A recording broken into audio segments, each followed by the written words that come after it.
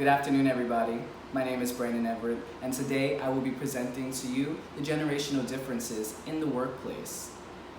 As we know, the new jack or the newcomer to a company normally falls short of gaining credibility or even coming with credibility, and it's not necessarily based on their lack of experience as opposed to the senior of the company. However, there are other multiple factors and traits such as age, such as their sex, such as their why can't I say gender? What the fuck? Good afternoon, everybody. My name is Brandon Everett, and I will be presenting to you generational differences in business communications at the workplace. We often seem to think that the newcomer or the new jack of a company falls short of credibility once they enter the company, as opposed to the senior of a company or somebody who's been there for a long time.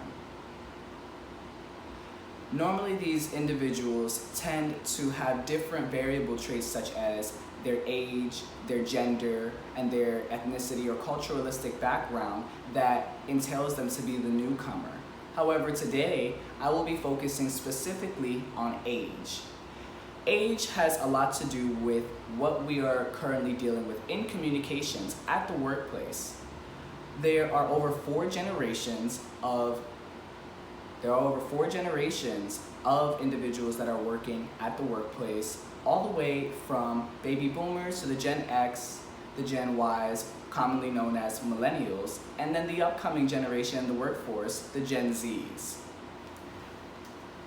This brings me to my second slide and states, why do we need to understand each other? We need to understand each other inside the workplace to be able to create more effective communications in our teams and amongst ourselves as individuals in a workplace and professional and personal settings as well. Most individuals, such as baby boomers, don't really rely heavily on communication. And with today's era, such as how the world is moving today, is more in favor of the millennials and the Gen Zs in their forms of communication. This creates a gap, or you could say a ridge, between the Gen X's all the way passed down to the millennials and the Gen Zs. So I'm here to tell you today, what are those factors that are going to help us be able to bridge that gap? So what makes us so different? There are multiple factors that make us different, not just in our communicative preferences. However, for the historical and economical histories that have happened to us as generations. Baby boomers went through the Great Depression. Gen X's also went through that. Millennials went through, Ebola and the Great Recession. There's a lot of different historical events that have changed how we communicate today. Gen Zs are currently facing with the current pandemic, as well as us all, of how to communicate in a new style. This is what actually makes us different. It doesn't make us different just by our preference in communicating, but the historically based preferences of communication that happened back in the day. So I'm here to tell you how we can, again, bridge that gap. Inspired by Lighthouse.com, I had done some research to show you and present the graph of the percentage of each generation in the workforce. Most of the generations is commonly made up of the millennials and the Gen X's. They make up the strongest amount of or percentage of people inside the workforce today. And with that being said, the baby boomers generation is rapidly decreasing as they come to retirement and, natural causes of leaving the workforce. And so how do we bridge that gap now, knowing that there's another onslaughting generation, the Gen Zs, coming into the workforce, and now we have to obtain a new method of communication. So, who counts in each generation? Well, if you don't know, most of the baby boomers are 55 to 73 years old. And from 54 all the way down to 38 years old runs the Gen X generation. The millennials run from 37 to 22 years old, and then from 22 years old all the way to about, I would say, the age of 12 is the Gen Zs. It's very good to know which generation everybody falls into to understand their preference in communication, and combining that with knowing a general natural overlay of history that they have been through. It's also important to understand each other's personal values as well as aspirations and goals in the workplace to help produce a more efficient work style. So what's the real problem? As you can see, the real problem is just about how we understand each other. We need to be able to understand each other in a more professional manner. We need to be able to understand each other in a more professional manner and understand that some individuals, such as somebody who might be your boss as a baby boomer, is talking to a millennial who may say, well, I'm gonna call out for work today, says the millennial. And he says, I'm gonna shoot my manager a text. Well, in actuality, the baby boomer generational person, he or she, may prefer that you called in sick and actually gave a reason why instead of texting. It can appear to them as unprofessional, or maybe you were trying to downplay the severity of the situation, and that can cause friction in the generations in the workplace. So it's actually not about what else, such as personality traits or he said, she said. It's nothing about that. It actually all just has to do with the underlying factors of communication.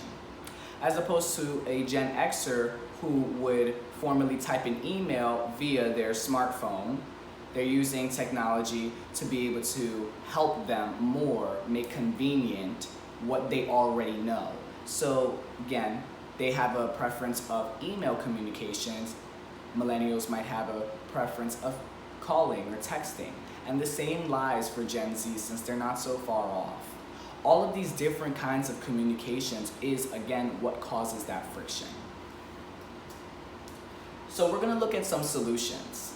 So some solutions to these problems are to always ask and not assume about what the preference of communicative style does each generation, or to be more specific, does your superior or colleague prefer. So it's good to get a little deep level diversity training and research to understand what their communicative styles are. You should always ask and not assume first. Second,